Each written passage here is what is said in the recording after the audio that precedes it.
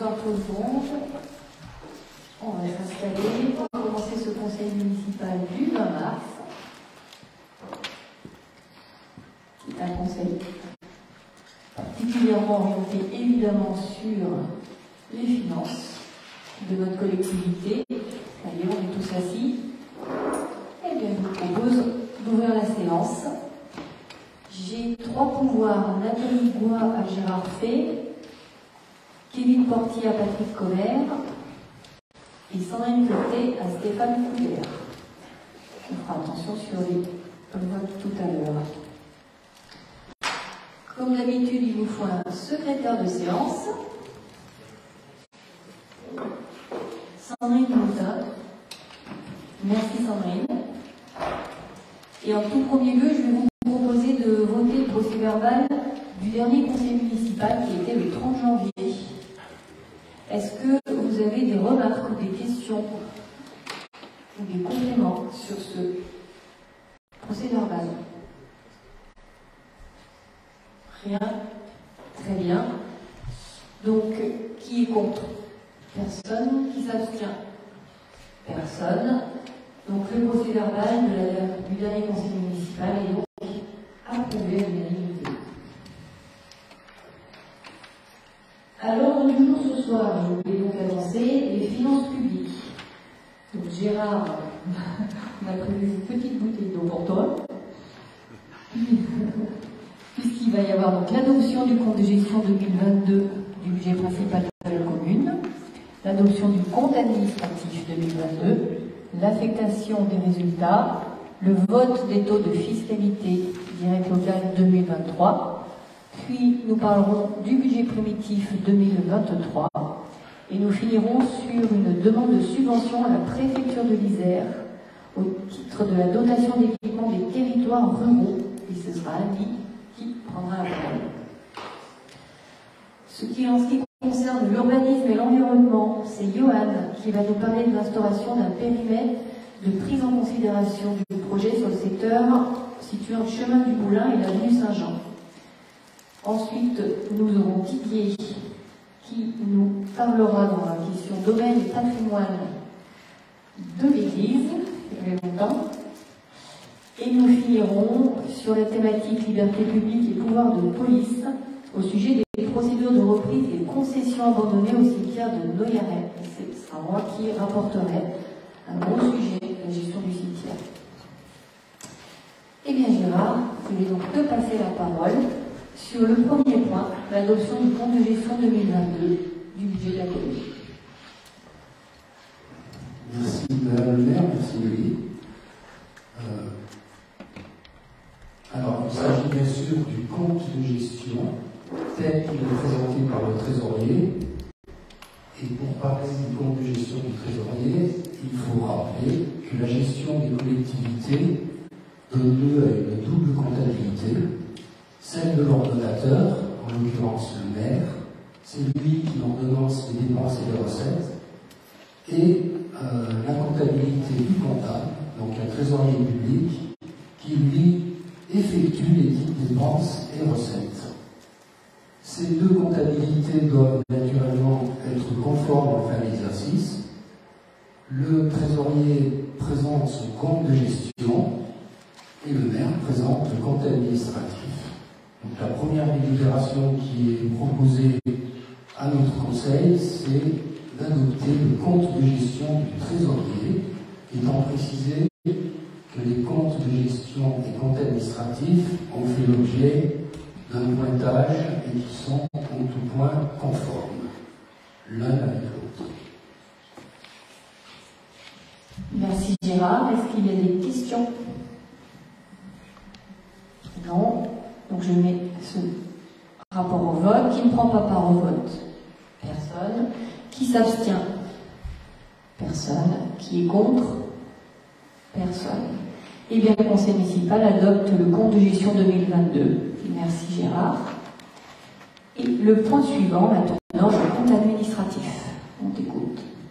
Eh bien, tout logiquement, après le compte de gestion, on parle du compte administratif. Alors, on ne va pas bien entendu détailler au sein de notre conseil toutes les dépenses et toutes les recettes et tous les mandats que peut faire une collectivité au cours d'une année budgétaire. On va simplement s'intéresser aux éléments conclusifs de la gestion 2022. On a un tableau très synthétique qui s'affiche et on va parler successivement des dépenses de fonctionnement, des dépenses d'investissement et des résultats à la fois de fonctionnement et d'investissement.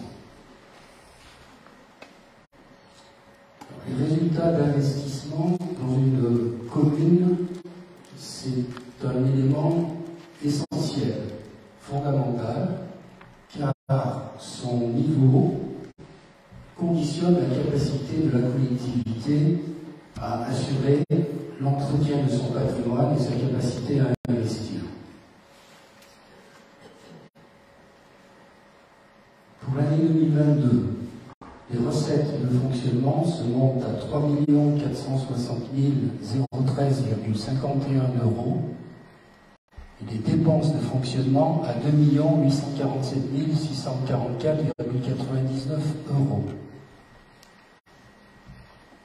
Ce qui dégage un résultat de fonctionnement positif de 612 368,52 €.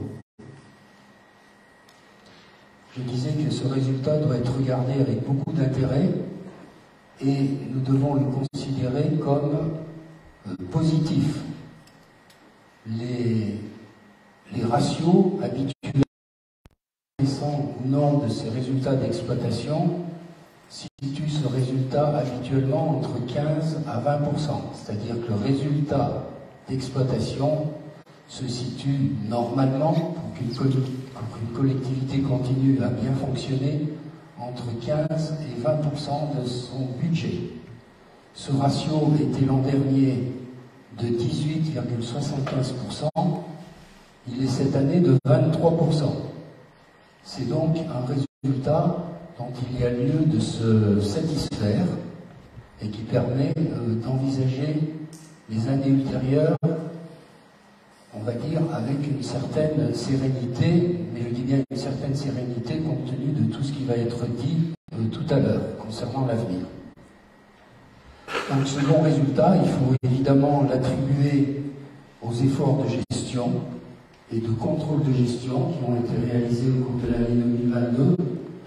C'est l'occasion déjà de saluer le travail des services, notamment du directeur général des services Jean-Baptiste Boulanger et des personnes qui travaillent avec lui sur la partie financière. Concernant les dépenses d'investissement, celles-ci se montent à 552 598,01 €. Les recettes d'investissement, elles, 1 534 849,43 €, ce qui dégage un résultat d'investissement de 982 251,42 €. Ce résultat intègre, bien entendu, la comptabilisation de la vente de la maison d'Antoine, dont on a parlé ici même, pour 700 000 €. Si on regarde les résultats agrégés, excédent de fonctionnement, 612 368,52 €. Résultat d'investissement, 989 251,42 € pour cette année. 491 295,62 € d'excédent antérieur. La commune annonce donc un résultat d'investissement cumulé de 1 473 547,04 € et un résultat global de 2 085 915,56 €. Donc ce résultat, c'est en quelque sorte la réserve, le bas de laine de la commune, sa cagnotte, sachant bien sûr que à l'arrêté des comptes 2022, il existe des engagements de dépenses, c'est-à-dire des dépenses qu'on fera obligatoirement sur l'année 2023, car engagées en 2022 pour 900 000 € et des recettes attendues de 265 000 €. voilà les éléments globaux de ce compte administratif qu'il est proposé à notre conseil municipal d'adopter.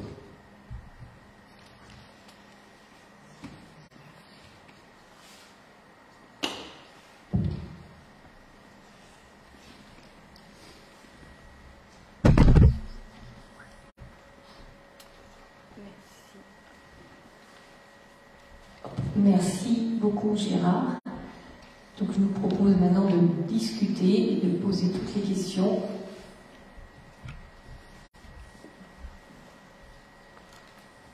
J'aurais une question justement à poser. J'ai bien noté ce que vous avez dit, qu'on avait fait un exercice positif de 612 000 euros, qu'on avait un investissement de 982 000 euros. Dans les documents que vous nous avez donnés, vous avez fait un emprunt de 88 000 euros.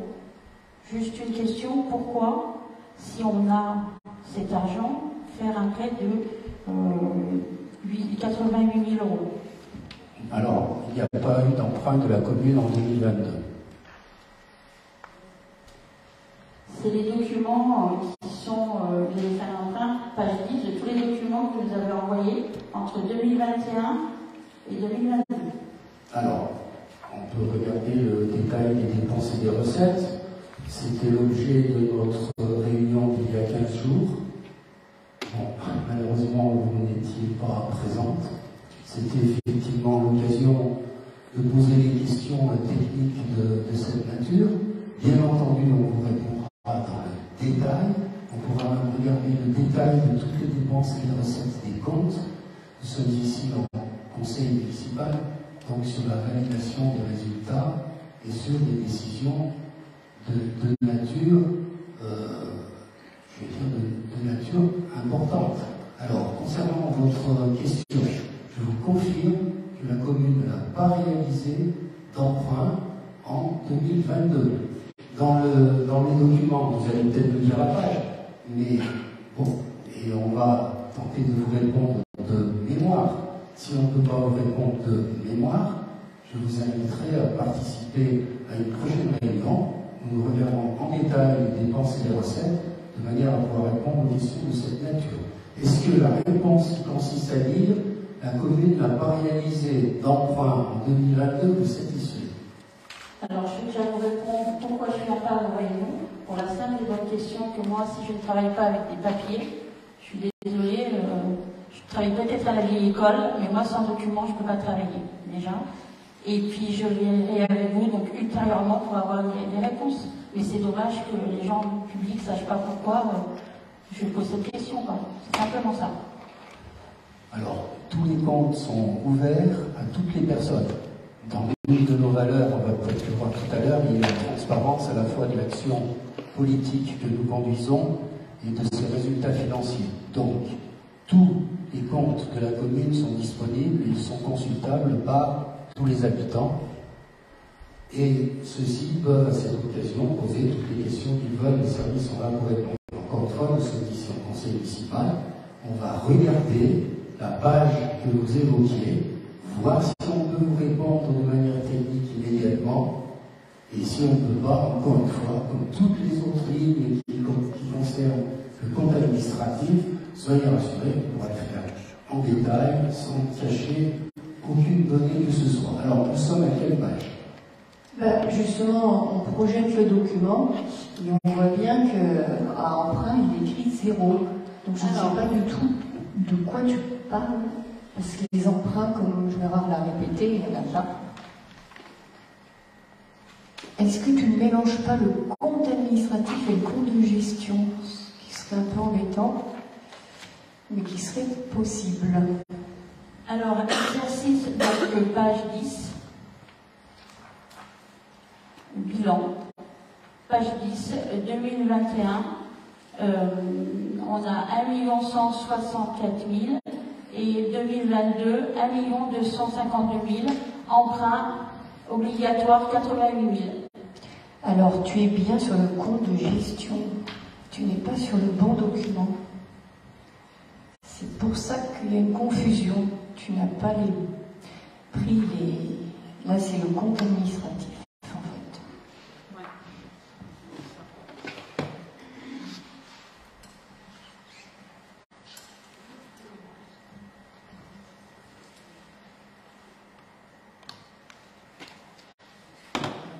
En tout cas, dans tous les cas, pour que tu aies bien les éléments, on t'enverra l'encours de la dette et tu pourras te rendre compte qu'il n'y a pas eu d'emprunt. Et concernant les séances de travail que nous avons, tous les documents nécessaires ont été projetés. Donc il est possible, lors des séances préparatoires, de connaître en détail l'ensemble des questions qui sont soumises aujourd'hui au vote. Et on est tous au même niveau, tous les élus. Je vous l'accorde, vous avez invité et on ne vient pas parce que tout simplement, nous n'avons pas les éléments avant. Donc venir à une réunion sans éléments et sans pouvoir travailler avant pour vous poser ces questions, permettez-nous au sein du conseil et au sein de ce conseil municipal de vous poser des questions à ce moment-là. Puisque là, on peut les étudier puisqu'on les a eues. Alors si j'ai bonne mémoire, je dis aux alentours de 16 heures, les éléments. Voilà. Alors, personnellement, bien entendu, chacun est libre de son propos et de poser toutes les questions qu'il souhaite. Cette instance est faite pour ça, pour donner des explications d'autres et avoir éventuellement des éléments d'explication. Il reste que quand je parle de séance préparatoire, c'est que les dossiers n'étaient pas complètement validés. Nous avons eu une séance de travail que je détaillerai tout à l'heure et qui vous montrera que chacun d'entre nous, et vous donc si vous étiez venus, vous auriez eu les mêmes éléments d'information afin d'envisager ensuite les orientations financières de la commune. Et comme nous nous y étions toujours engagés, on travaille les choses en transparence avec vous. Donc, quand on vous invitait à la réunion, l'ensemble des élus n'avaient pas les documents, puisque, comme le dit Gérard, ça n'était pas finalisé, puisque ce sont du travail ensemble. Donc non, on n'était pas en capacité de nous envoyer des papiers, puisque justement, les infos construits ce soir-là.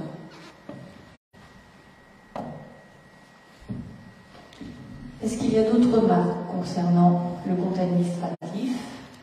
Puisque pour le voter, je dois donc sortir. Pas d'autres remarques? Bien. Allez, bien. Je passe la parole à Gérard.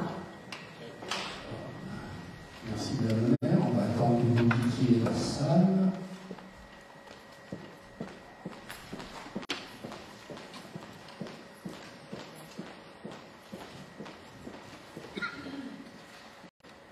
Alors, concernant le vote de ce compte administratif, qui ne prend pas part au vote? Personne. Qui s'abstient? 3 abstentions. Qui est contre? Non, pas de vote contre. Donc, pour les autres, c'est un vote positif. Merci. Nous allons demander à Madame le maire de revenir.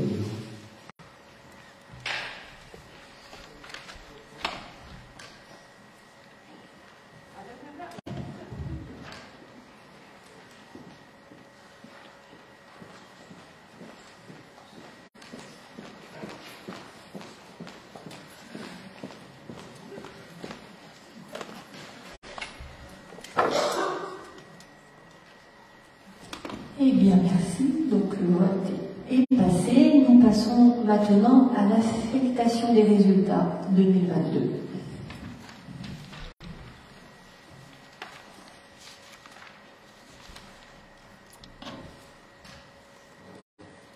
Alors, comme je l'indiquais précédemment, les excédents réalisés sur notre budget de fonctionnement ont vocation à financer les acquisitions durables, les bâtiments, les véhicules, les équipements. Donc la proposition qui est faite à votre conseil, c'est d'affecter l'excédent de fonctionnement de 612 368,52 € en recettes d'investissement.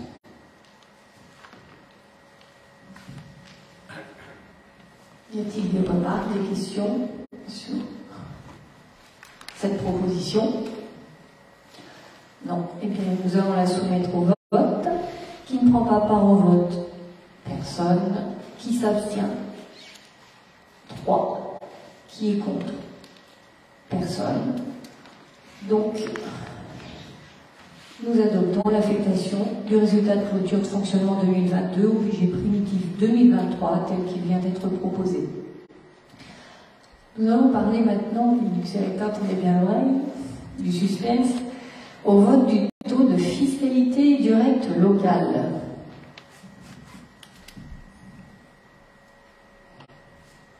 Merci Madame la maire. Sur ce sujet-là, je suis désolé, mais je vais être un peu plus long. Je vais être un peu plus long, car nos débats d'il y a 15 jours ont effectivement été approfondis et ont permis des échanges francs. Donc, je redis que chacun a été invité, et qu'il est dommage de ne pas avoir eu le point de vue donc, de ceux qui, à ce moment reproche, je veux dire, chacun a sa vie, ses obligations, et choisit la manière dont il envisage de conduire sa représentation publique.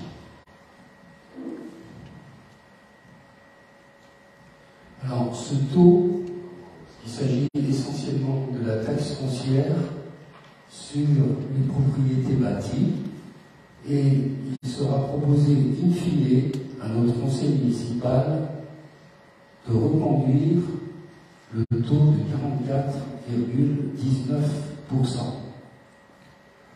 Alors, ceci peut sembler un événement, un non-événement,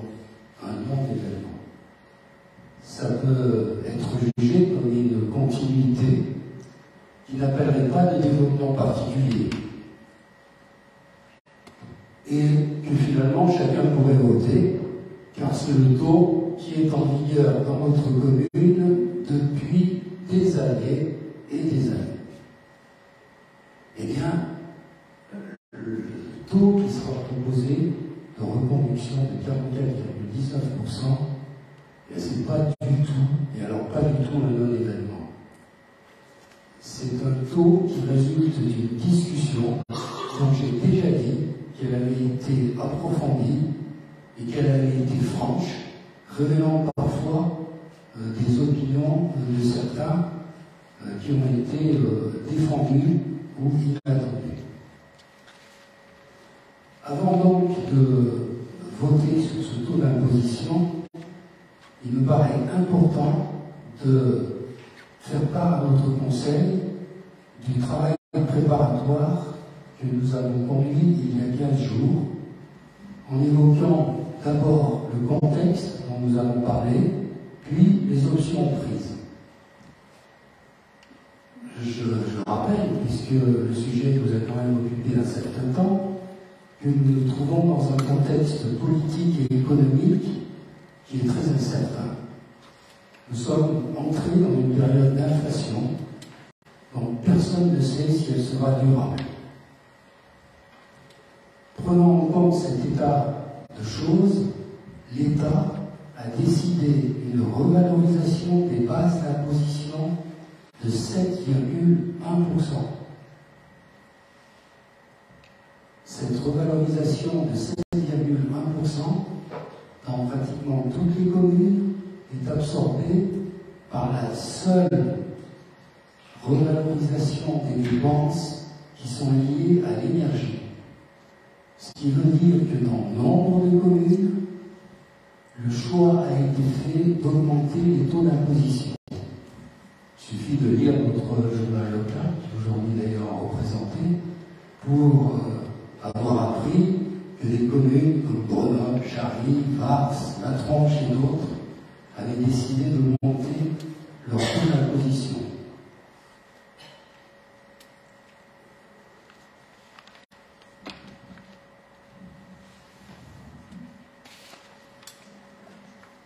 Le deuxième élément du contexte, et non le moindre, c'est de savoir comment se situe notre taux d'imposition de 44,19% par rapport à d'autres. Nous avons donc fait la comparaison avec des communes comparables, c'est-à-dire des communes de 2000 à 3500 habitants, sur cette strate de communes de 2500 à 3500 habitants. Au niveau du département, Le taux moyen est de 35,29%. Notre taux d'imposition est donc de 25% supérieur à ce jour. Sur la strate nationale, le taux d'imposition moyen est de 36,28%. Notre taux d'imposition est donc de 22% supérieur. Et sur la strate régionale, notre taux d'imposition, le taux d'imposition au niveau de la strate régionale, est de 30,86%. Notre taux d'imposition y est de 43% supérieur.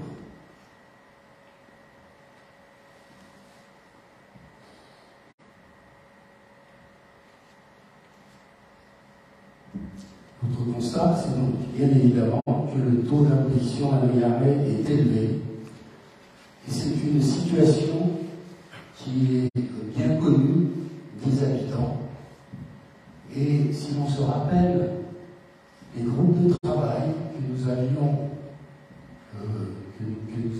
constitués lors de la campagne pour l'élection de 2020,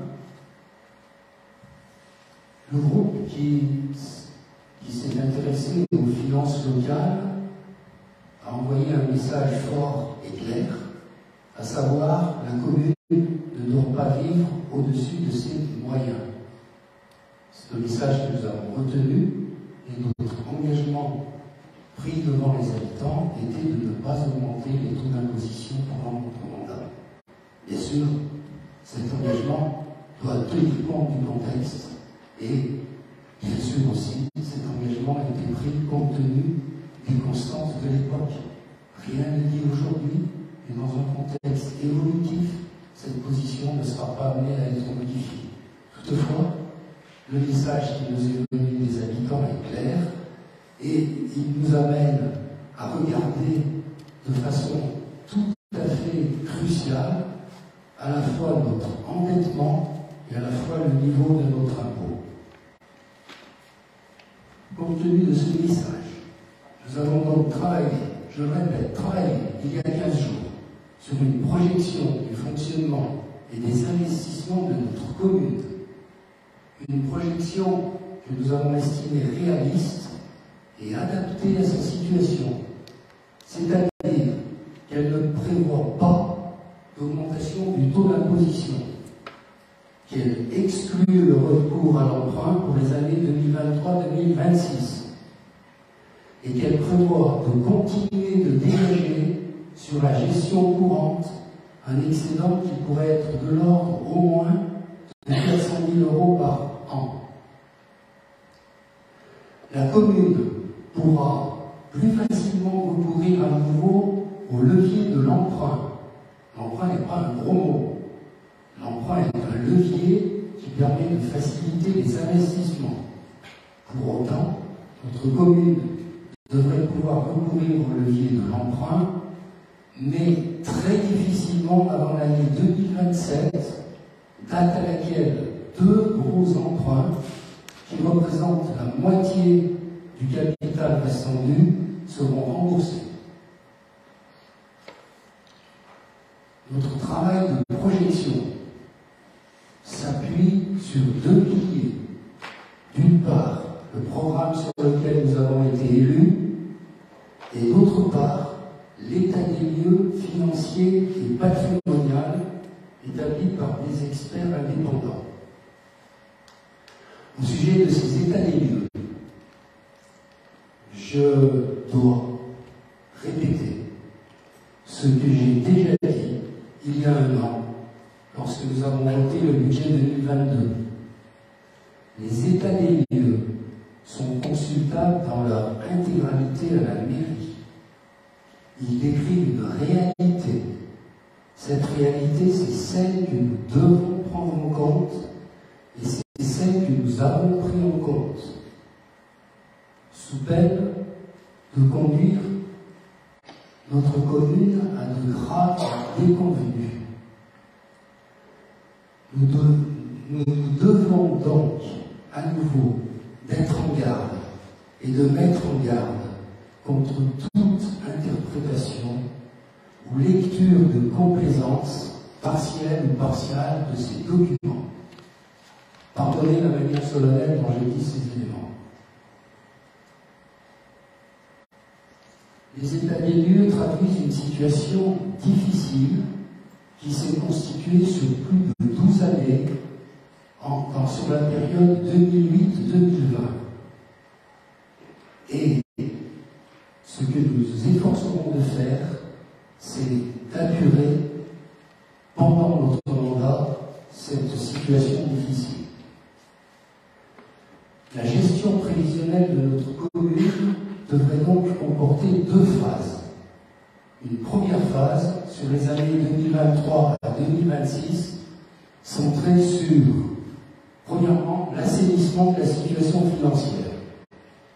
Deuxièmement, la réalisation des opérations d'investissement, soit indispensables, soit les plus utiles au plus grand nombre d'habitants. Et enfin, l'étude active des projets qui ne pourront se réaliser a priori qu'à partir de 2027, date à laquelle la commune pourrait retrouver la possibilité d'utiliser le levier de l'emprunt. Une deuxième phase à partir de 2027 devra donc permettre la réalisation et la concrétisation de ces projets et ne permettra pas la période 2023-2026. À partir de 2027, la commune s'étant libérée de ses carcans de dette retrouvera une meilleure liberté de manœuvre. Ceci, encore une fois, sous réserve de l'évolution du contexte économique et politique toujours incertain.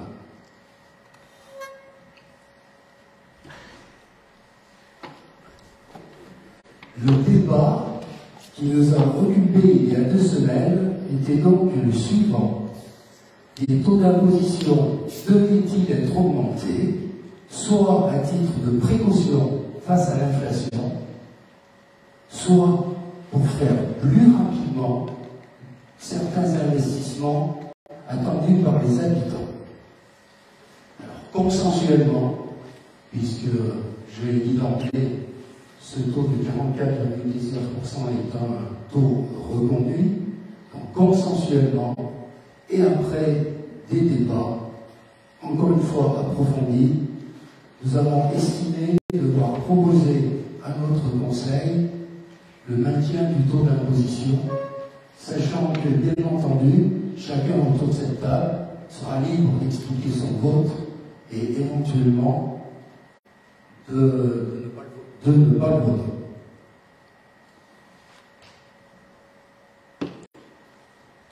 Je précise quand même que le choix n'a jamais été de baisser le taux d'imposition dans le contexte que nous connaissons.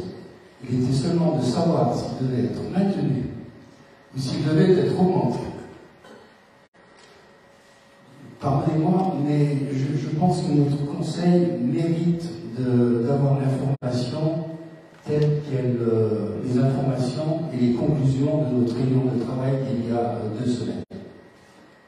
Ce choix, donc, de ne pas modifier le taux d'imposition, de ce choix, il découle un plan prévisionnel des investissements et du désendettement de notre commune qu'il est important de partager et que je dois donc exposer. Les lignes directrices de notre plan prévisionnel d'investissement 2023-2026 sont les suivantes. Nous y trouverons les inscriptions de crédit qui s'imposent, je dis bien qui s'imposent, pour des impératifs juridiques ou matériels.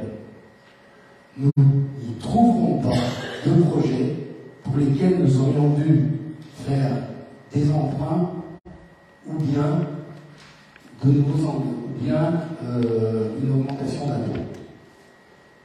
Les projets qui pourraient être réalisés à partir de 2023 à partir de 2027, feront l'objet d'études complémentaires.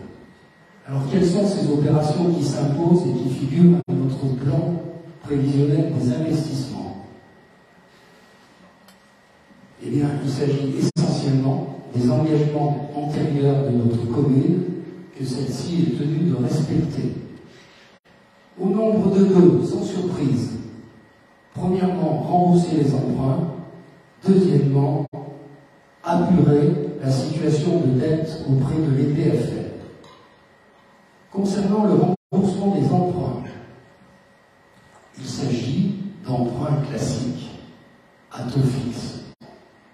Notre commune n'ayant pas d'emprunt toxique. Donc le remboursement à effectuer, ce sera 800 000 € sur 4 ans, c'est-à-dire jusqu'en 2026, fin de notre mandat. La deuxième obligation, c'est de rembourser les dettes les dettes contractées auprès de l'EPFL. Alors, c'est aussi une obligation qui s'impose, car les conventions de portage sont échues, certaines depuis longtemps, et que les projets qui sont portés, les biens qui sont portés par l'EPFL que nous devons acquérir, n'ont pas donné lieu à des projets. Les négociations avec l'EPFL, engagées depuis le début de notre mandat, visent à parvenir à un plan de sortie de portage global. Tous les biens doivent être concernés. Planifier, il faut mettre des dates. Partager, je peux vous dire que nous y travaillons. Et les PFL, on le voit souvent. Et ce plan doit aussi être soutenable pour les finances de la commune. Voici les orientations qui se dégagent pour chacun des biens concernés. Car si notre commune n'a pas d'emprunt toxique classique, en revanche, elle devra faire face à des acquisitions qui, elles, sont toxiques. Et c'est bien sûr toute la difficulté de ce plan. Je vais d'abord parler des acquisitions toxiques, c'est-à-dire celles qui constituent un véritable handicap pour notre commune, et pour parler sans ambiguïté, c'est de l'argent qui va partir en fumée. Ce sont des biens qui ont été achetés au prix fort, qui doivent être payés au prix fort, et qui n'ont aucune valeur d'actif. Il s'agit d'abord des maisons, des 72 et 90 rue du Maupan. L'extinction de la dette auprès de l'EPFL est programmée dans notre plan pluriannuel des investissements sur 2 années, en 2024 et 2025, pour 550 000 €, soit 275 000 € en 2024 et 275 000 € en 2025, conformément à un engagement contracté par notre commune en 2009. La commune deviendra alors propriétaire de ces biens, désormais sans valeur. La seule option possible sera alors la démolition qu'il faudra payer.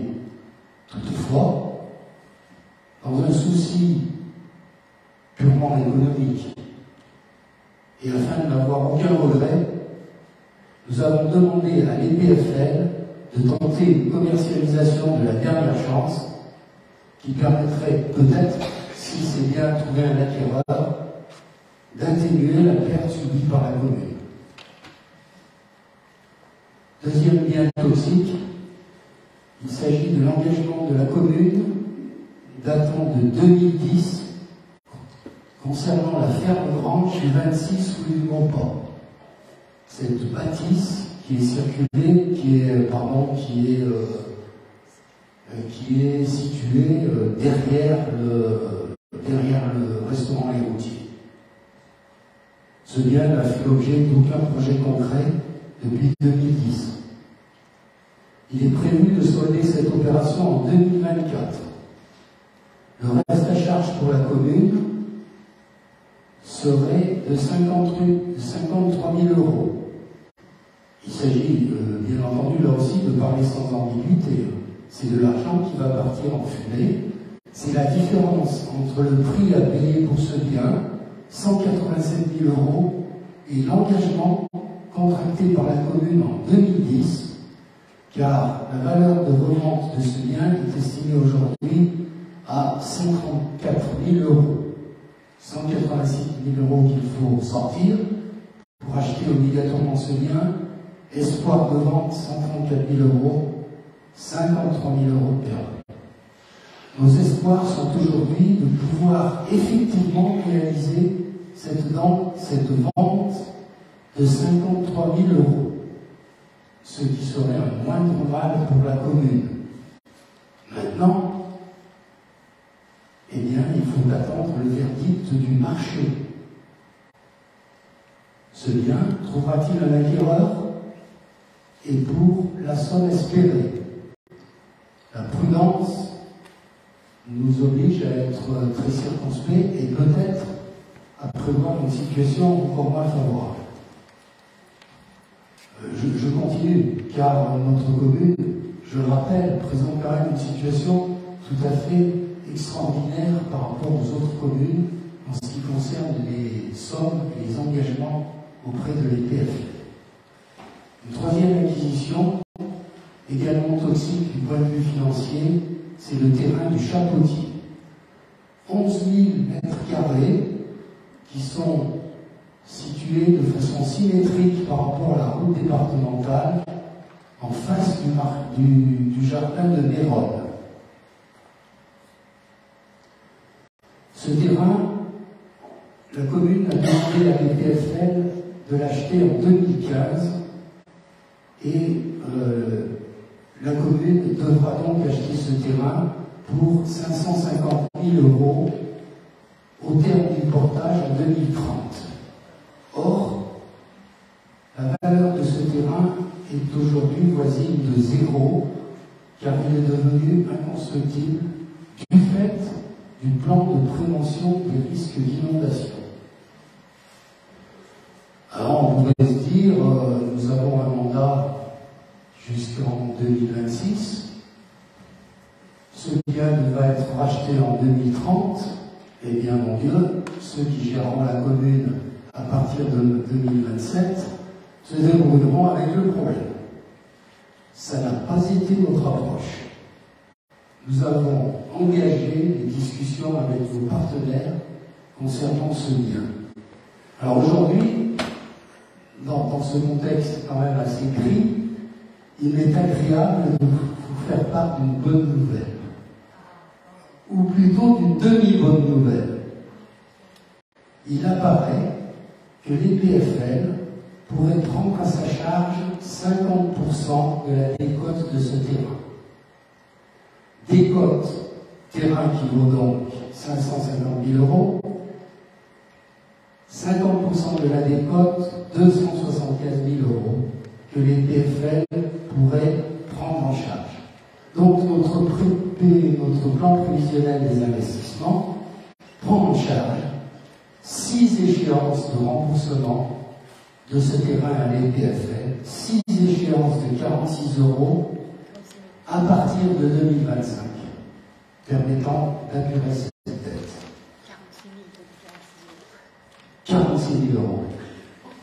J'ai dit 46 000 €, échéance de 46 000 € à partir de 2025. Donc un remboursement anticipé par rapport à l'échéance initiale, mais qui permettrait à la commune de sauver 275 000 €.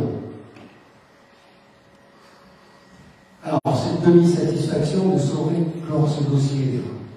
Nous sommes de ceux qui pensent que le plan prévisionnel, que plutôt le plan de prévention des risques d'inondation devrait pouvoir être révisé. Et pourquoi pas que ce terrain du Chapotier, comme d'autres terrains de la vallée, pourrait retrouver son caractère constructible. Et nous continuons d'œuvrer dans ce sens. Après tout, c'est le Drac qui est concerné. Le Drac est un torrent de montagne, sans plus. Il devrait pouvoir être dragué, il devrait pouvoir être endigué, de sorte que le risque d'inondation pourrait être réduit. Notre pays devrait avoir les moyens quand même de conduire cette action, permettant à nos petites communes de retrouver un peu d'argent sur cette affaire-là. Après tout, les Hollandais arrêtent bien la mer du Nord, on devrait pouvoir arrêter le Drac. Concernant les autres biens, la liste est longue auprès de l'EPFL. Je l'ai déjà dit, notre commune est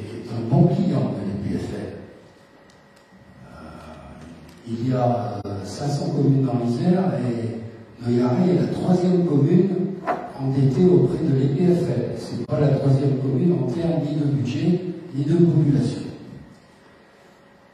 Alors, concernant les autres biens qui sont dus à l'EPFL, le terrain de l'Érard, 3000 m² vers l'EHPAD.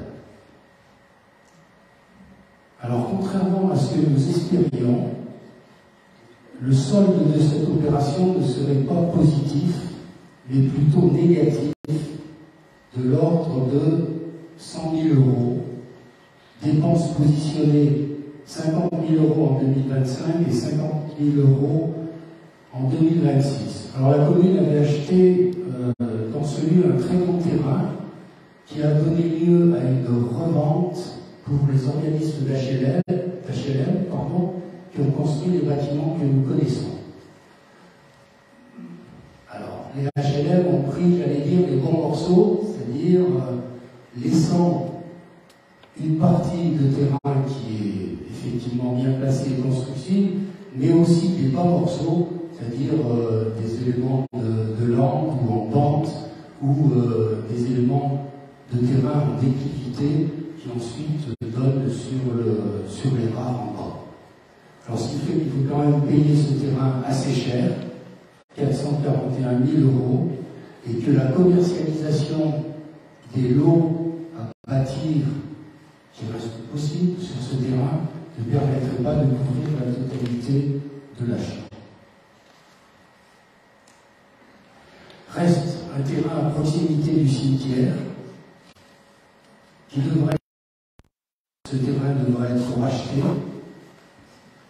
Cette opération laisse espérer un gain pour la commune dans la mesure où sur 14 000 m², une partie en est constructive et ainsi ce terrain pourrait apporter une plus-value financière à la commune, mais le gain ne peut pas être chiffré aujourd'hui, il n'est pas positionné sur notre PPI, car beaucoup d'éléments sont encore à préciser concernant notamment quelle partie serait utilisée, pour quelle construction et dans quel contexte. Pour être complet, il reste le terrain acheté à la famille Gréby, route de Laval. Le coût d'achat sera de 179 000 m². Là aussi, pas de précipitation, car la destination de cette parcelle sera envisagée dès lors que les incertitudes concernant sa constructibilité seront levées.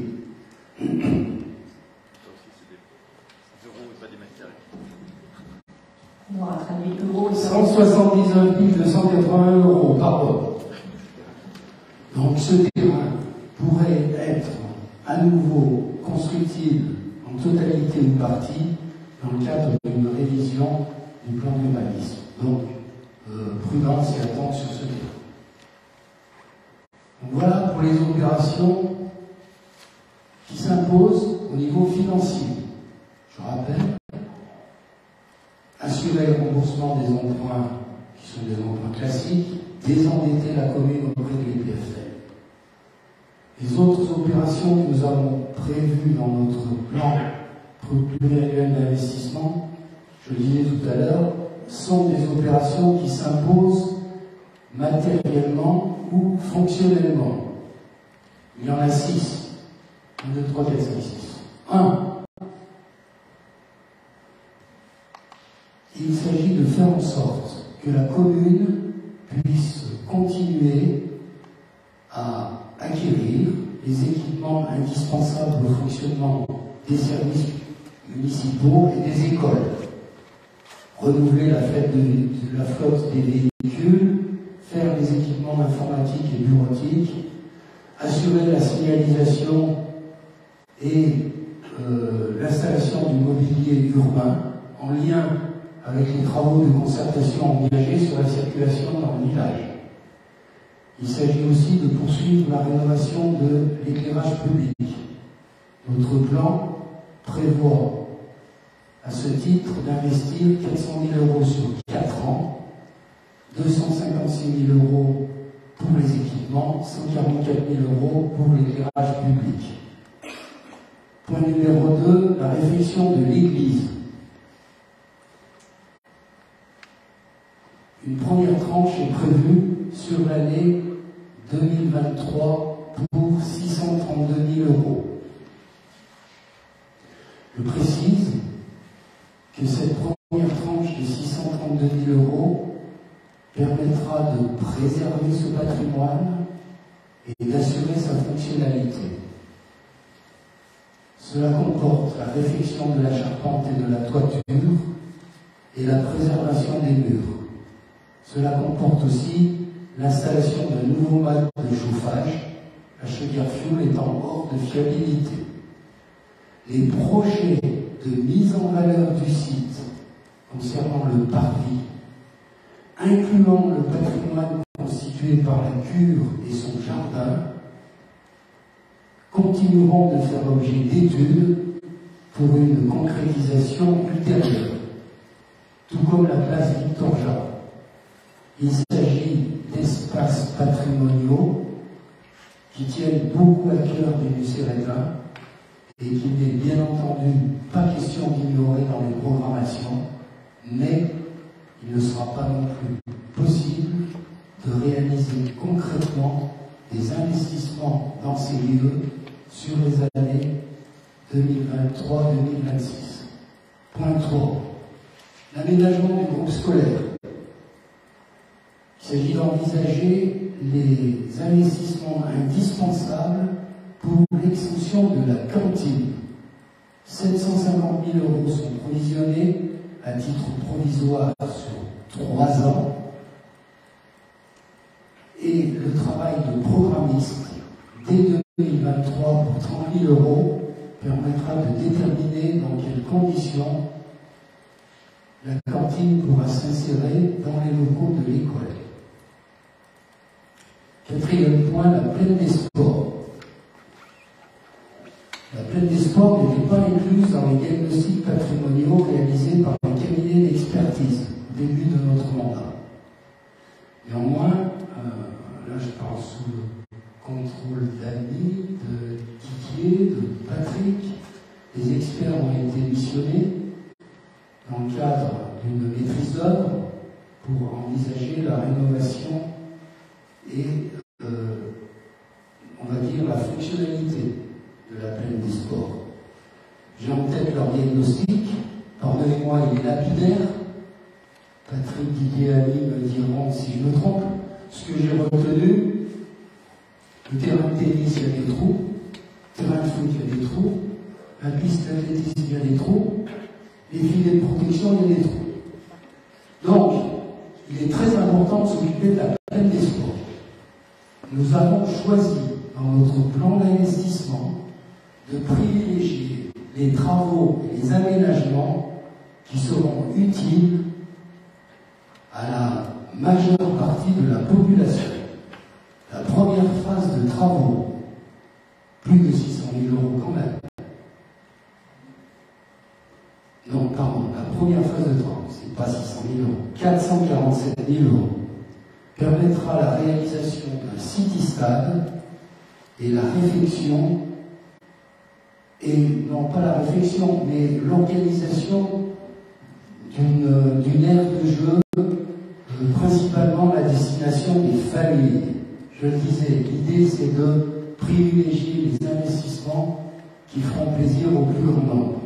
Dans ce contexte, la réfection du terrain de tennis et du terrain de foot seront différées, sauf bien sûr si la réalisation du plan prévisionnel d'investissement nous permettait d'avancer ces réalisations, car bien évidemment elles seraient utiles. 5e point, la rénovation énergétique des bâtiments.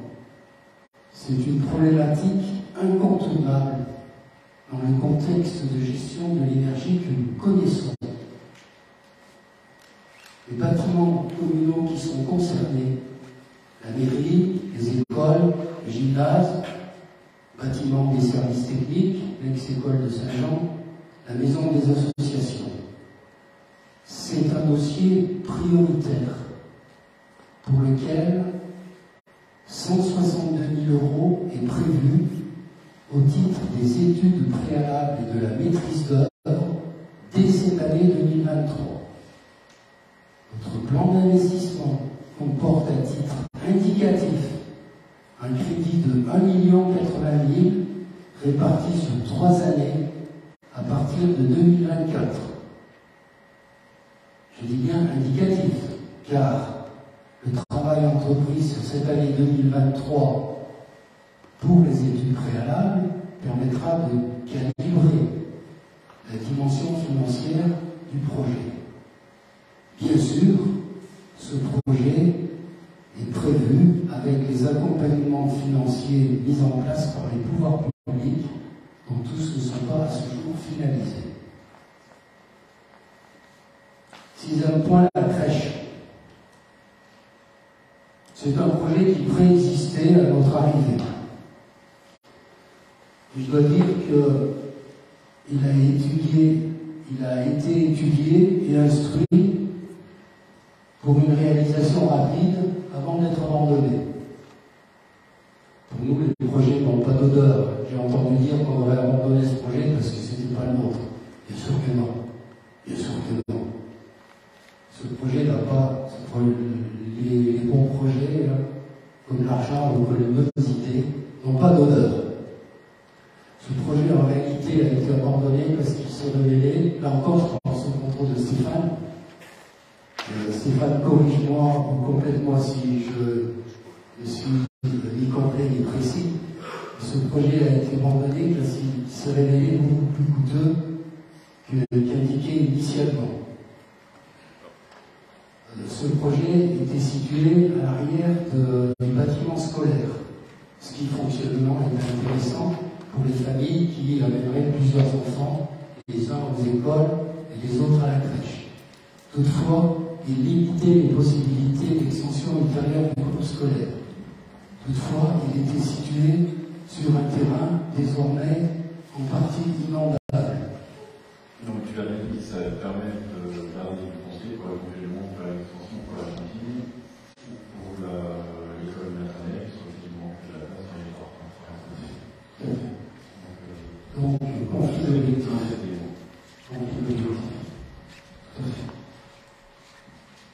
Ensuite, bon, il sera dire.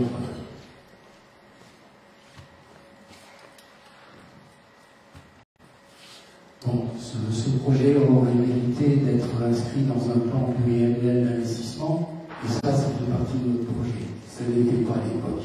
Il n'y en avait pas de fait, et les coûts de fonctionnement ultérieurs n'avaient pas été intégrés dans le budget. Et en pratique, si nous avions conduit ce projet, en plus il y avait des problèmes aussi d'accessibilité du site, puisque rien n'avait été prévu quant à la desserte pour les chemins d'accession à cette crèche située à l'arrière du groupe scolaire. Nous avons même imaginé de mettre devant le groupe scolaire, mais non, ça ne passait pas. Et puis il y a le problème du stationnement et de la circulation qui demeurait entier. Donc voilà les raisons pour lesquelles ce projet n'a pas été réalisé. Pour autant, le projet crèche demeure et il va faire l'objet d'études complémentaires de sorte que le coût financier pour la commune soit nul. Un appel à projet sera réalisé sur un terrain de propriété communale en dessous de l'EHPAD.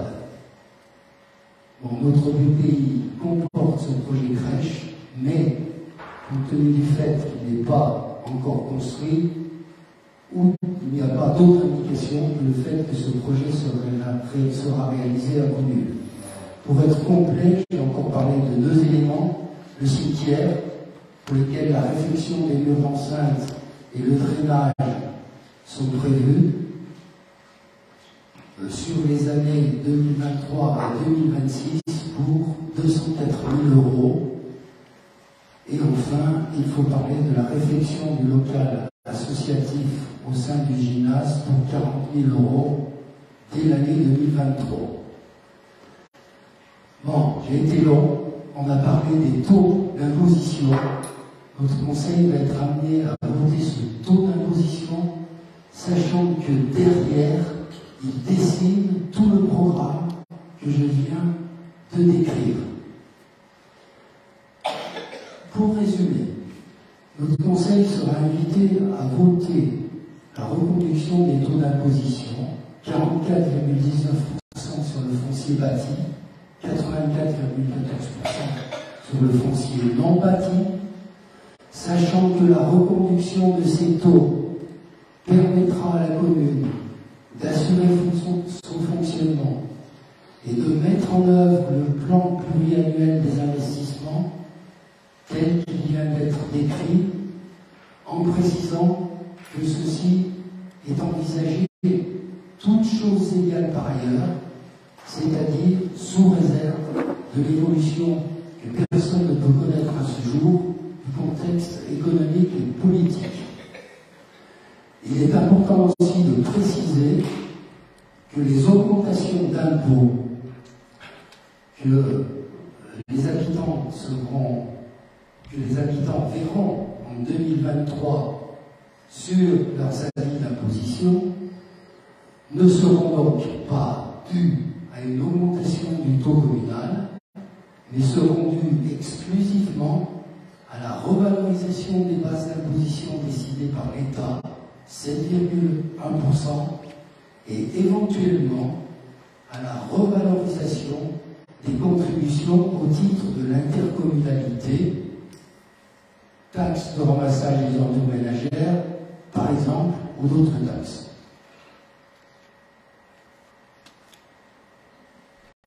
C'était long, hein. Alors, Gérard, merci beaucoup, parce que tu as surtout été très clair, et merci d'avoir repris point par point, puisqu'effectivement, vous avez bien entendu, les débats ont été nombreux au sein de la collectivité, au sein du groupe. Donc, je laisse la place aux questions et aux remarques et aux réflexions.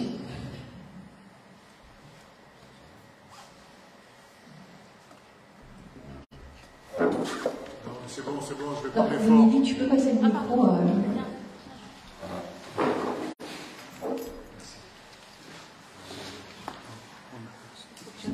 Appuie sur le petit bouton.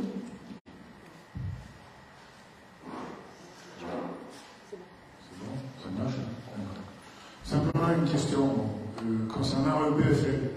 Est-ce que tu pourrais nous donner la somme totale que va falloir qu'on rentre, que la commune rembourse? Alors, l'engagement total de notre commune auprès des BFL est de l'ordre de 2 500 000 €.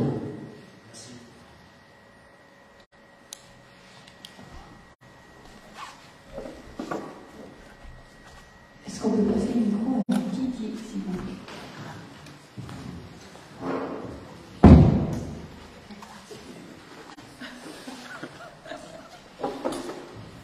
Attention avec le matériel, s'il vous plaît. On fait des économies surtout ici.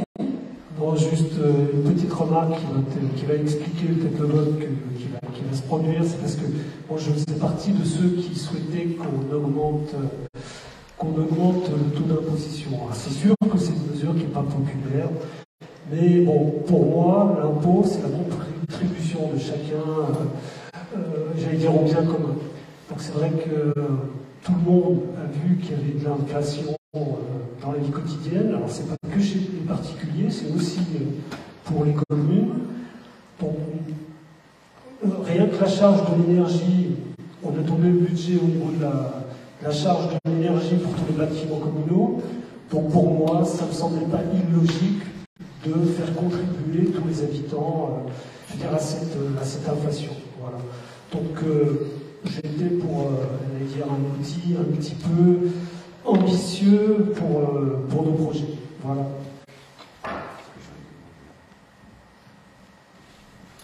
J'ai un peu le même discours que mon collègue qui a mis Didier. J'étais pour l'augmentation de la taxe foncière. D'une part parce que la quasi-totalité en passe par là. Et personnellement, je déplore qu'on n'arrive pas à mettre de pouvoir finaliser nos projets, notamment concernant la pratique des sports, qui pour moi ne sont pas totalement enterrés, puisque ça dépendra des éventuelles subventions supplémentaires qu'on pourrait obtenir. Et juste un point, c'était par rapport à l'église. Je pense que là, on a coté un peu haut, puisque dans les dernières discussions, on souhaitait diviser par deux ce montant dans le projet. Voilà. Donc, éventuellement, une bonne nouvelle pour notre budget. Voilà pourquoi je m'abstiendrai dans le vote. Merci.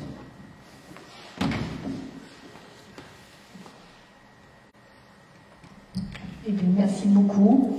Et donc nous allons procéder au vote. Et moi, je remercie beaucoup Didier et Patrick de leur courage, parce que maintenant, ils ne pourront plus sortir dans nos IRS sans se faire frapper.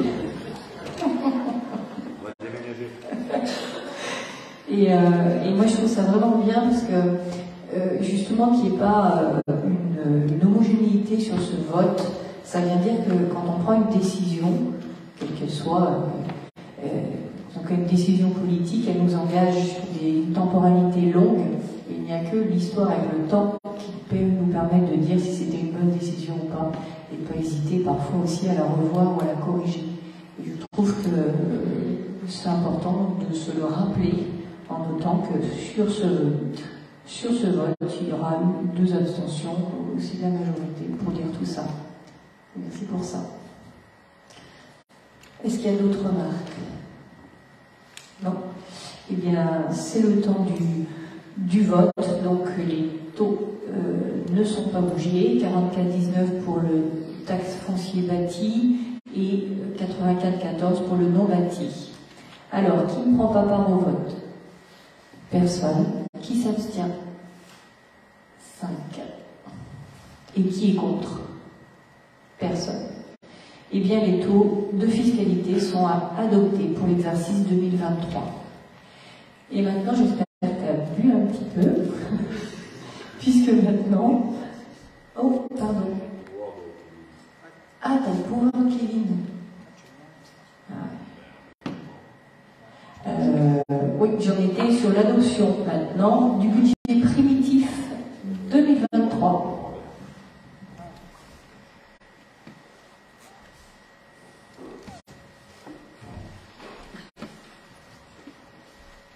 Avant de détailler ce budget 2023, rassurez-vous, je serai moins long que je ne l'ai été pour le sujet précédent. Mais la première chose que je voudrais faire, c'est de rendre hommage au travail des services, à Jean-Baptiste Boulanger, ici présent, en plus si sa modestie doit en souffrir, et aussi aux personnes qui ont travaillé avec lui. C'est toujours une période très difficile que celle où on présente les comptes de l'année d'avant et où, dans le même temps, on travaille sur le budget. C'est toujours un travail qui, depuis notre arrivée, se fait de manière participative, incluant donc les services concernés et associant les élus aux différents responsables administratifs. La tâche a été rendue encore plus difficile parce que, alors, c'est un bien, parce que c'est une action que nous avions prévue l'an dernier. La commune est dotée désormais de nouveaux logiciels financiers et comptables qui va nous permettre de mieux travailler, et d'être plus efficace. Mais son installation s'est faite à un moment un peu difficile qui est le moment où on prépare le budget. C'est-à-dire que dans le même temps, il fallait préparer un budget et se familiariser avec un nouvel outil. Alors pour ça aussi, merci à Jean-Baptiste et à son équipe. Pour parler maintenant du budget 2023, eh bien on va reprendre, comme on l'a fait pour le compte administratif, la partie fonctionnement, puis la partie investissement. En matière de fonctionnement, notre budget s'équilibre à 2 702 000 €, montant des recettes prévues pour l'année 2023. Cette prévision de recettes est sincère, comme l'exigent les règles financières publiques, mais elle n'est aucunement surévalué, comme il convient pour des recettes. Cette prévision de recettes autorise une prévision, en tout cas l'inscription de dépenses de même montant. Ces prévisions de dépenses sont également sincères, mais cette fois en aucun cas sous-évaluées, comme il convient pour des dépenses. Pour l'essentiel, il s'agit, sans surprise, de moyens reconduits permettant le fonctionnement normal des services de la commune et la permanence des services assurés aux habitants.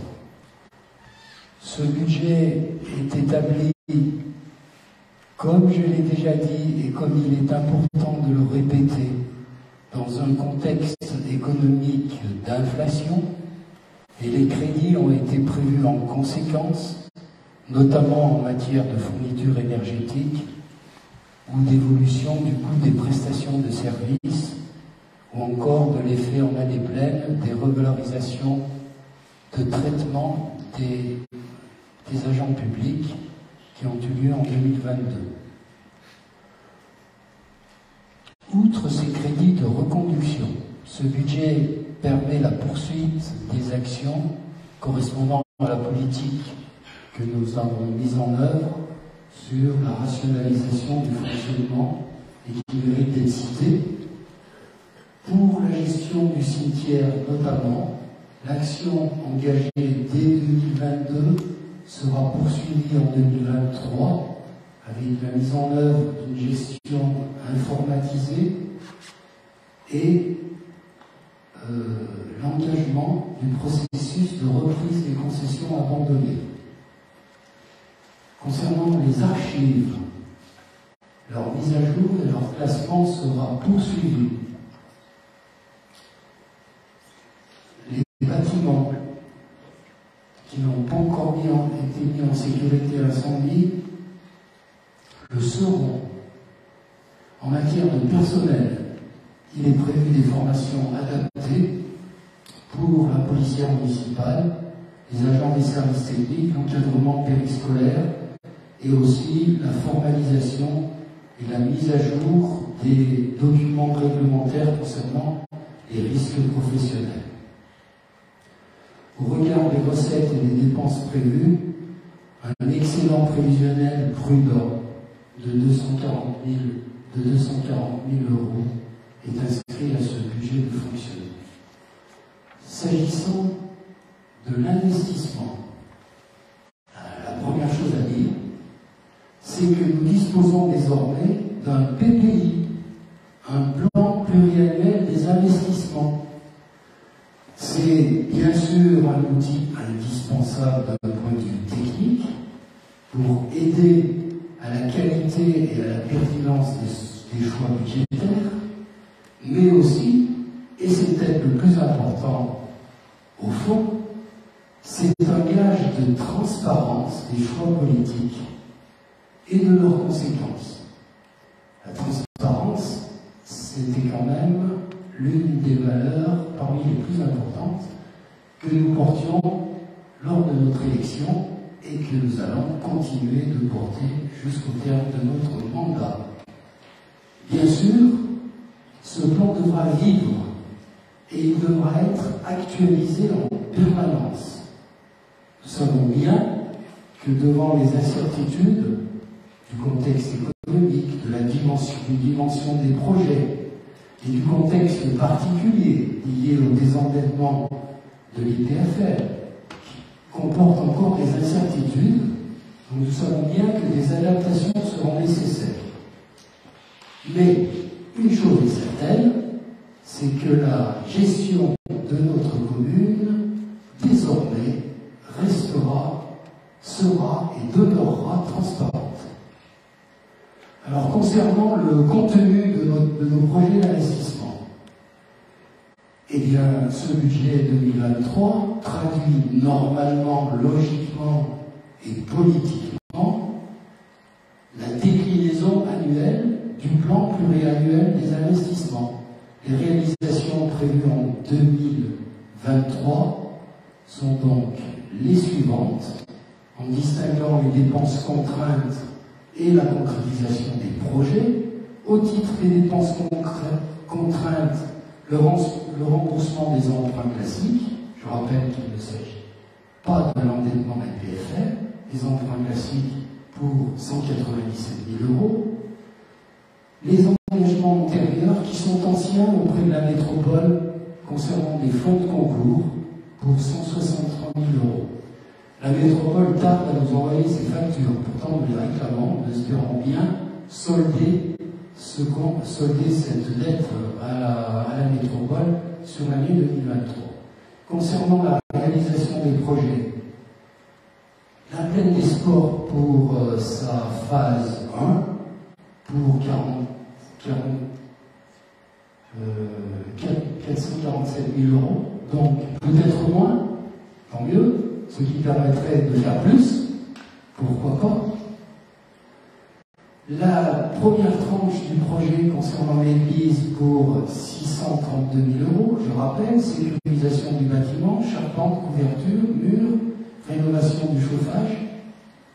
Les travaux du cimetière pour 96 000 €, reprise des murs et drainage du sol. Pour le local associatif au sein du gymnase, 40 000 €, comportant également la mise en sécurité électrique de ce secteur du gymnase. La poursuite de la rénovation de l'éclairage public pour 36 000 €.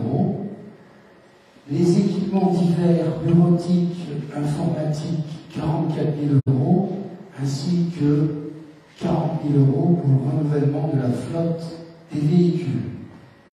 Les études et maîtrises d'œuvre et projets à venir, 162 000 € pour la rénovation énergétique, 30 000 € pour la cantine.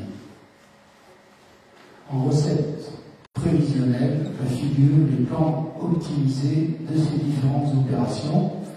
Il est donc proposé de voter notre budget primitif 2023 à hauteur de 2 702 000 € en fonctionnement et à hauteur de 2 343 249,53 € pour les dépenses d'investissement et recettes, elles, se situant de manière prévisionnelle à hauteur de 2 808 415,56 €. Merci Gérard.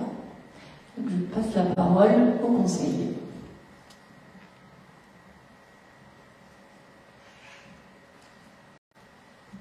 Pas de remarques, de questions ou de précisions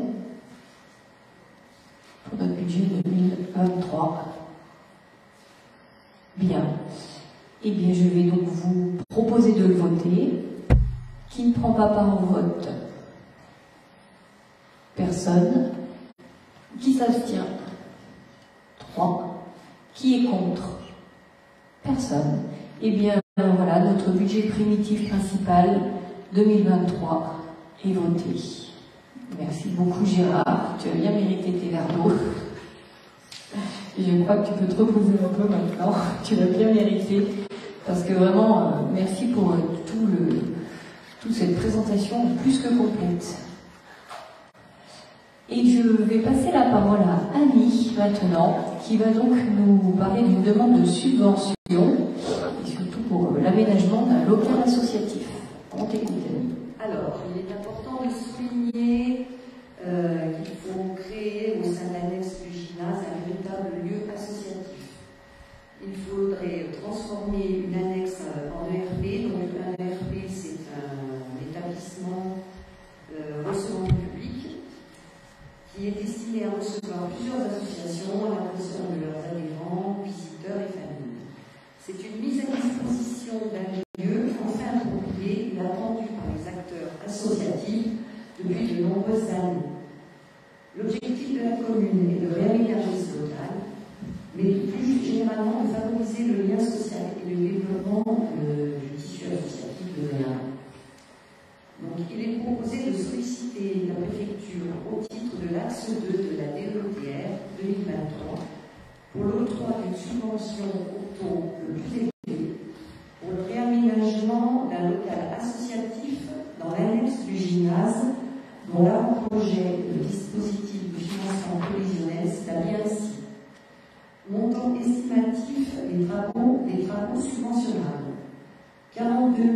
258 000 € hors taxe. Subvention demandée au titre de l'ADETR 2023, 17 183 000 € hors taxe. Et un autofinancement sera de 25 775 000 € hors taxe. Donc, il est proposé d'autoriser Madame le maire à solliciter l'aide de l'État et à effectuer toutes les démarches relatives à ce dossier. Merci Ali. Est-ce qu'il y a des questions ou une volonté de préciser certains éléments? Oui. Une petite question, c'est lequel le local dont on parle? C'est l'annexe qui est attenante au gymnase. C'est-à-dire? C'est-à-dire l'annexe où il y a le club de foot, il y a un rangement DST et tout ça. Voilà. Donc c'est un réaménagement en fait de ce local.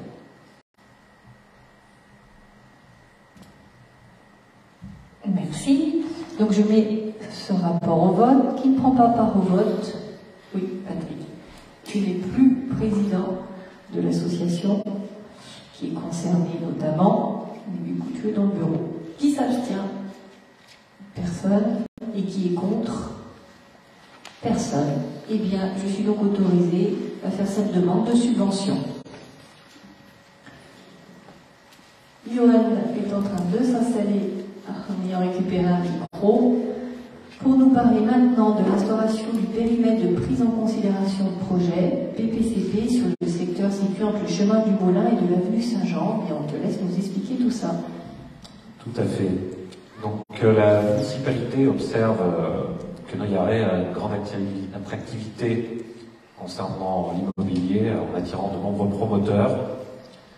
Donc cette dynamique n'est pas sans conséquence sur le développement urbain, notamment en ce qui concerne le flux de véhicules, la saturation des stationnements, les capacités des équipements comme les écoles, la cantine, dont on avait déjà parlé un peu précédemment. Donc la commune souhaite en conséquence définir une stratégie de construction adaptée à son paysage urbain, naturel et agricole, visant à améliorer l'espace public, préserver le patrimoine, tout en respectant l'échelle et la qualité de son tissu urbain. Donc nous avons saisi la métropole qui a mandaté l'agence d'urbanisme de la région grenobloise, la URG, pour réaliser une étude donc, sur le secteur qui a été mentionné, donc entre le chemin du Moulin et l'avenue Saint-Jean. Voilà, parfait. Ce qui est en bleu, c'est projeté ici, donc c'est un grand secteur. L'objectif visé par ce projet urbain, donc, c'est de poursuivre, parce que c'est un point stratégique dans les développements qu'on a fait récemment sur la commune. Donc, ça soit pour tout ce qui est maillage cyclable, piéton. C'est un endroit vraiment stratégique. Donc, dont récemment, par exemple, nous avons défini en zone de rencontre le chemin du Moulin, des interdictions de tourner à droite depuis la rue Saint-Jean, etc. Donc poursuivre le renforcement du maillage piéton classique sur le territoire, mettre en valeur le patrimoine naturel et écologique du secteur, notamment avec la présence de nombreux ruisseaux et fossés qui le maillent. Et mettre en valeur les perspectives sur le bâti local, donc avec des trouées entre les deux grands bâtisses, dont le château. Compte tenu de ce contexte, et dans l'attente d'une modification ou d'une révision du PLUI, qui permettra de garantir une évolution de ces terrains plus adaptée à la morphologie de la ville de Noyaret, il est proposé de mettre en œuvre un projet de développement urbain le plus qualitatif possible. Et donc, nous avons choisi d'instaurer un périmètre de prise en considération de projet, dit un PPCP, sur ce secteur. Donc, l'instauration d'un PPCP permet de surseoir à statuer sur les demandes d'autorisation d'urbanisme. Lorsque les travaux, des constructions ou des installations sont susceptibles de compromettre ou de rendre plus onéreuse l'exécution de travaux publics, dès lors que la mise à l'étude d'un projet de travaux publics a été prise en considération par l'autorité compétente et que les terrains affectés par ce projet ont été délimités. Donc en gros, cette étude, le temps de l'étude, permettra de mettre un sursis sur les demandes, donc un sursis qui doit être motivé sur 2 ans sur les demandes d'urbanisme. Donc, en vertu de l'article L424 du Code de l'urbanisme, la décision de prise en considération de la mise à l'étude d'un projet de travaux publics ou d'une opération d'aménagement est affichée pendant 1 mois à la mairie ou au siège de l'établissement public compétent en matière de plan local d'urbanisme, et dans ce cas, dans les mairies des communes membres concernées. Mention de cet affichage est insérée en caractère, etc. Chacune de ces formalités publicité mentionne le ou les dossiers qui peuvent être consultés. La décision de prise en considération produit ses effets juridiques dès l'exécution de l'ensemble des formalités prévues à l'alinéa ci-dessus. La date à prendre en compte pour l'affichage étant celle du premier jour où est effectué. Le sursis à statuer ne peut être prononcé que si la décision de prise en considération a été publiée avant le dépôt de la demande d'autorisation. Lorsque la décision de sursis est statuée est intervenue, le propriétaire des terrains auxquels est opposée la décision peut mettre en demeure la collectivité ou le service public qui a pris l'initiative du projet à procéder à l'acquisition de leur terrain dans les conditions et délais mentionnés à l'article L230-1. La décision de prise en considération cesse de produire ses effets si dans un délai de 10 ans, à compter de son entrée en vigueur, l'exécution des travaux publics ou la réalisation de l'opération d'aménagement n'est pas engagée.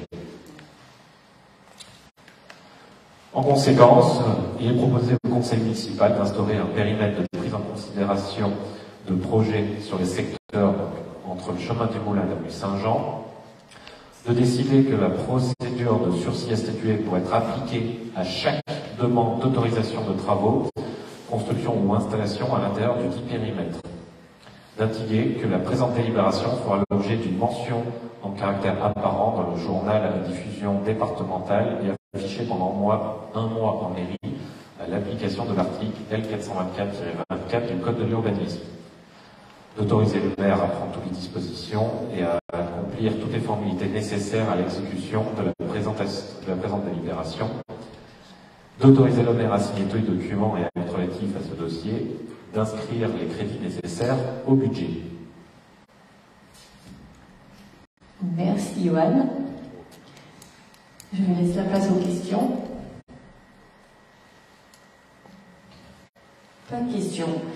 Eh bien, place au vote. Qui ne prend pas part au vote? Personne. Qui s'abstient? Personne. Qui est contre? Eh bien, personne. Donc, nous sommes donc... on peut lire là.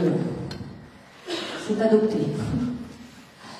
Alors, le point suivant, c'est Didier qui récupère un micro et qui va donc nous parler de l'approbation de l'avenant numéro 1 au protocole d'accord transactionnel conclu avec le groupement titulaire du marché de maîtrise d'œuvre conclu le 18 novembre 2020 pour la restauration de l'église Saint-Paul. Rien que le titre déjà, on sait que c'est compliqué. Surtout qu'il a au moins 12 feuilles. 12 mégabiens. Non, donc cette délibération elle a pour objet de débloquer un peu la situation administrative vis-à-vis des marchés publics dans lesquels on était un petit peu engoncé depuis 3 ans. Donc, théoriquement, à partir de cette délibération, on va pouvoir commencer à entrevoir la mise en place de travaux prochainement sur le toit de l'église. Donc, je vous rappelle qu'un marché public de maîtrise d'œuvre a été conclu le 18 novembre 2020 avec le groupement de maîtrise d'œuvre dont la société Osmia Architecture était le mandataire en vue de la restauration de l'église Saint-Paul de Noyaret. Le 28 juillet 2022, un protocole d'accord transactionnel a été conclu avec le groupement Osmia Architecture afin de définir la répartition du prix et des missions entre les co-traitants au titre de la phase AVP. Dès lors qu'ils n'ont pu être déterminés que dans le cadre de la phase diagnostique. Postérieurement à la signature de ce protocole transactionnel, l'entreprise Cabestan, qui était membre du groupement de maîtrise d'œuvre et responsable de la mission relative à l'économie de la construction, a informé la commune du départ en retraite prochain de son gérant.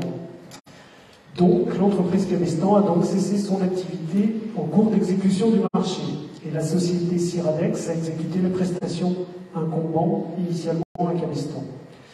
Par ailleurs, la société Osmi Architecture, mandataire du groupement de maîtrise d'œuvre, a fait part à la commune de la cessation de son activité, anticipant une liquidation judiciaire du fait de lourdes difficultés financières. La société Osmi Architecture ne sera donc plus en mesure de poursuivre l'exécution de ses missions, tant en sa qualité de mandataire du groupement qu'en sa qualité d'architecte. La société Ciradex a indiqué à la commune qu'elle se trouvait en mesure de reprendre les missions des sociétés Cabestan et Osmi Architecture, en ce comprise la qualité de mandatrice du groupement de cette dernière. Compte tenu de ces deux événements et conformément au document du marché public de maîtrise d'œuvre, un avenant numéro 2 ou 10 marché était conclu par la commune représentée par Madame le maire du Mans-Antiquité et le groupement de maîtrise d'œuvre dont est désormais mandataire la société Ciradex le 15 décembre 2022. Donc, le protocole transactionnel conclu le 28 juillet 2022 a pour objet la ventilation des missions et des honoraires entre les différents co-traitants au titre de la phase AVP.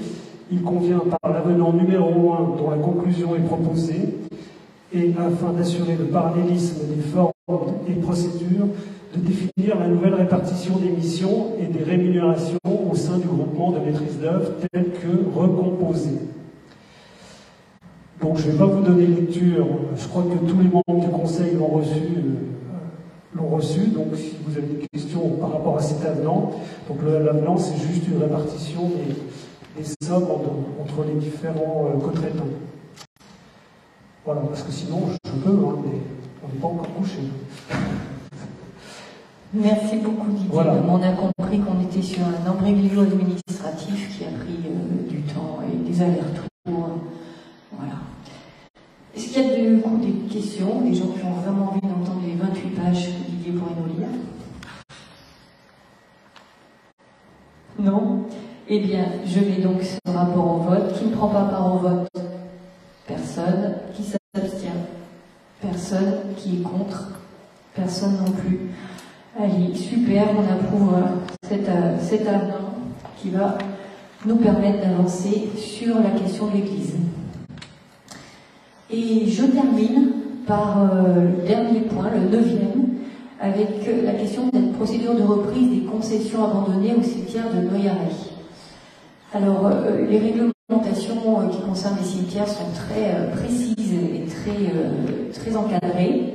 Il faut savoir qu'à Noyaret aujourd'hui, on risque de manquer de place. On manque déjà de place au cas où, puisqu'on doit avoir un certain nombre de places libres.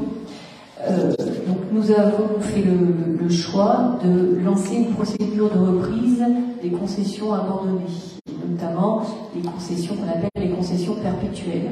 Et là, c'est vraiment tout un dispositif. Donc on est accompagné sur ce travail-là. On est accompagné pour avoir une bonne gestion du cimetière, notamment assez globale. Donc les procédures pour remédier à la situation de concession en état d'abandon, il faut un procès-verbal de constat d'abandon dressé par le maire, précédé d'une convocation par lettre recommandée aux familles et qui doivent y assister un mois à l'avance, une description précise de l'état de la concession, la notification du PV à la famille par lettre recommandée, le maintien d'état d'abandon dans le délai qui suit les formalités d'affichage, un nouveau PV, une délibération du conseil municipal de reprise de la concession. Ça prend à peu près 2 ans, si je ne me trompe pas. Mais voilà, donc j'en profite au conseil municipal pour passer le mot. Hein, si vous connaissez des habitants de Noyaret qui, le public, ont une concession à l'abandon, qu'ils soient vigilants. Donc je vous propose d'approuver cette procédure de reprise des concessions. Y a-t-il des questions? Non. Donc on peut espérer quand même récupérer pas mal de places qui pourraient faire gagner dans le futur peut-être une bonne décennie. Donc qui ne prend pas part au vote? Personne. Qui s'abstient? Personne. Qui est contre? Personne. Eh bien, le conseil municipal donne son accord et approuve la procédure de reprise des concessions. Je n'ai pas de décision administrative auquel je dois vous faire part. Il y a des questions complémentaires avant de passer la parole au public, chez les élus. Non, pas spécialement. Merci encore Gérard pour ta présentation. Et Bénédicte, effectivement, hein, tu n'étais pas sur le bon document, puisque tu étais sur le compte de gestion. Et en fait, il n'y a pas d'emprunt, puisque c'est l'insertion du cabinet médical qui a été voté l'année dernière, qui apparaît sur cette ligne. Donc ce n'est pas un emprunt. Mais voilà, c'est important pour que tu puisses bien comprendre. Jean-Baptiste est totalement disponible pour t'expliquer que c'est effectivement ce que tu vois apparaître comme ligne, c'est ce qu'on a voté l'année dernière, c'est-à-dire le budget du cabinet médical qui est maintenant dans la collectivité. Voilà. Bien, eh bien je vous propose de terminer cette séance pour pouvoir passer la parole au public s'il y a des questions. Oui.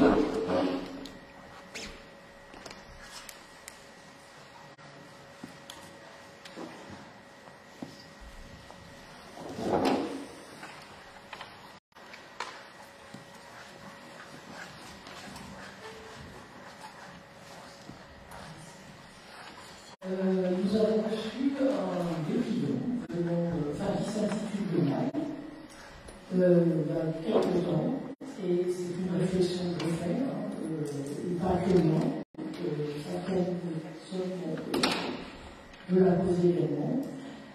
Il a été noté que le projet du MOPA n'a pas été instauré par l'ancienne municipalité, et que maintenant, c'était le projet, donc, visiblement, moi j'ai compris ça comme ça, que c'était chrétien, et donc, moi je voudrais savoir les tenants, les aboutissements, et les aboutissants de ce projet. Est-ce qu'il va être mis en chantier, et donc, et qui va instaurer, parce que, voilà,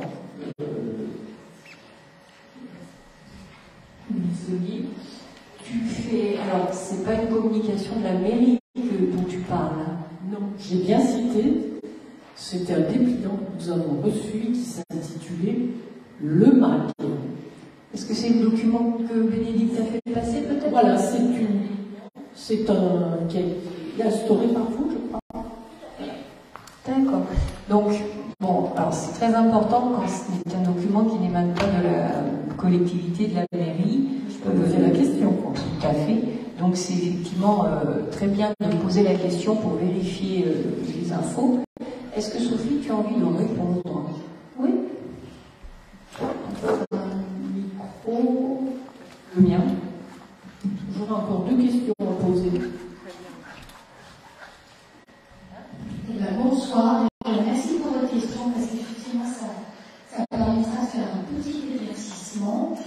Alors en fait, la municipalité est tributaire du PLUI, mais dans sa concertation, le PLUI a fait l'objet d'une concertation avec du coup l'équipe municipale qui était en place et il a été déterminé en fait un OAP. Donc un OAP qui permettait du coup un projet immobilier un peu dense, ce qui fait qu'effectivement on se retrouve avec ce projet immobilier de 49 logements. Mais je souligne quand même, parce que c'est important, qu'on a eu énormément d'éléments avec le promoteur, qu'on a pu faire descendre ce nombre de logements de façon conséquente, puisque le terrain prévoyait qu'initialement il pouvait construire presque 80 logements. Voilà. Donc c'est important quand même de le dire. Et effectivement, il me semble avoir vu une publication Facebook comme quoi il va y avoir les travaux qui sont engagés au niveau du permis aménagé pour l'instant. Est-ce que ça répond à votre question, madame? Oui, mais moi ce que je voudrais savoir, ce projet a été initié par l'ancienne municipalité, on est bien d'accord. Alors on ne peut pas vraiment dire comme ça. On au même titre qu'aujourd'hui on a voté par rapport au périmètre chemin du Moulin. En tout cas, il y a eu une orientation politique qui a été décidée pour mettre en œuvre du coup un projet immobilier assez dense. Voilà, puisque c'est ce que prévoit les OAP en fait.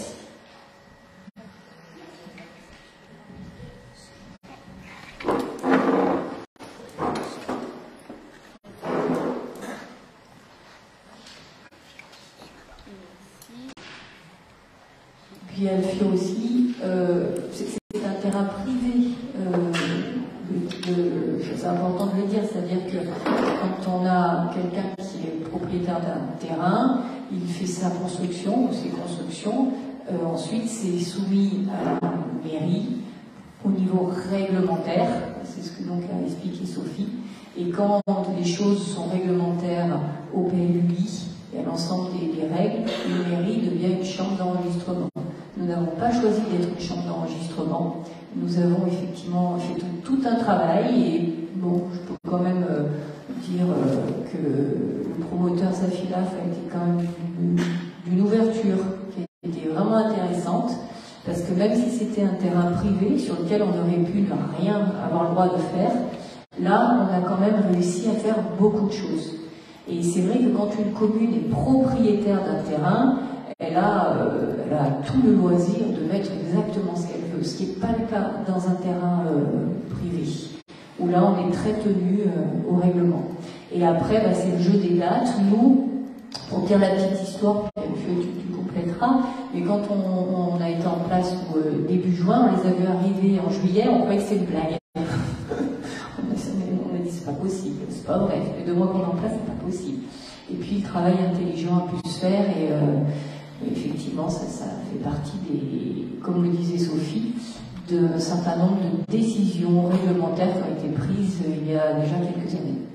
Je te passe le parole. Et vite fait sur le résumé de l'OAP.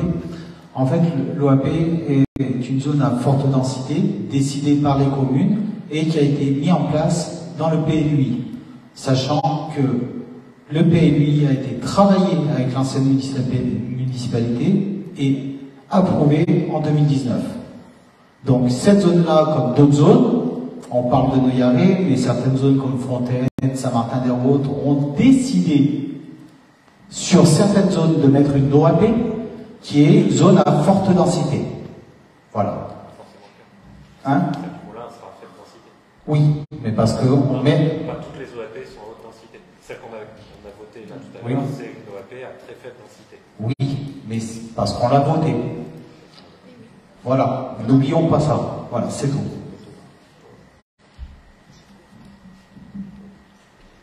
Oui, et le lien est tout fait.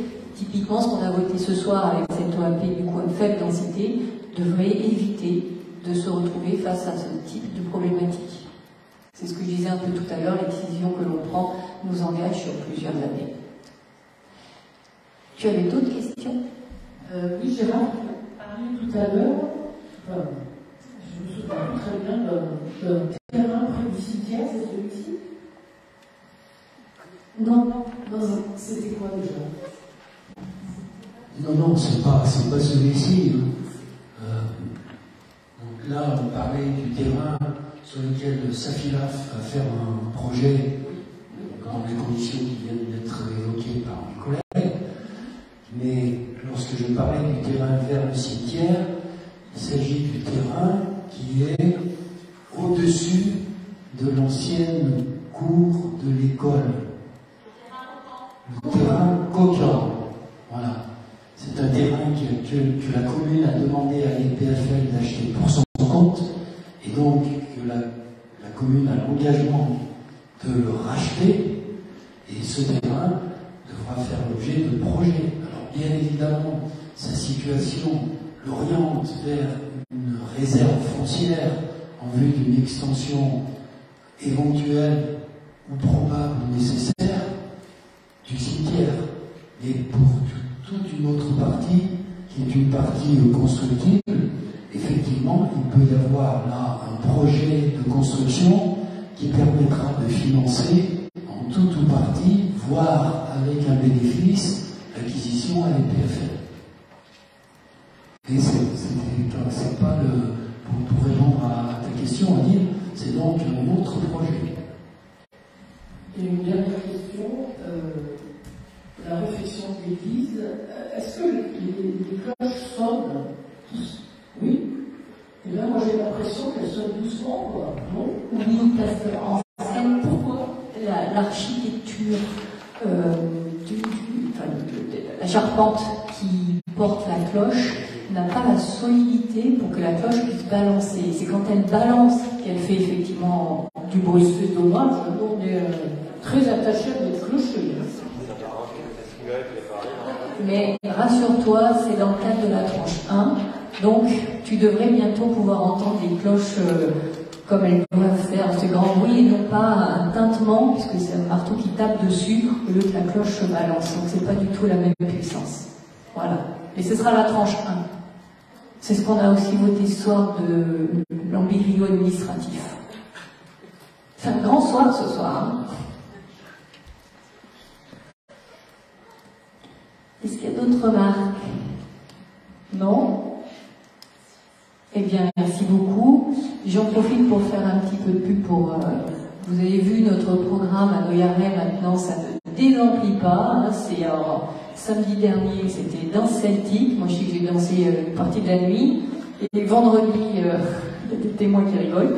Et vendredi, on a des concerts rock. Un mini-festival de rock. Donc c'est vrai que le printemps culturel de Noyaret se poursuit par ce mini-festival de rock vendredi soir. Et le week-end suivant par Noyart, un festival d'art vivant qui aura lieu le vendredi et le samedi, 1er avril. C'est pas une blague. Voilà. Donc on a de quoi faire la fête tous les week-ends à Noyaret maintenant. Passez une bonne soirée, messieurs, dames.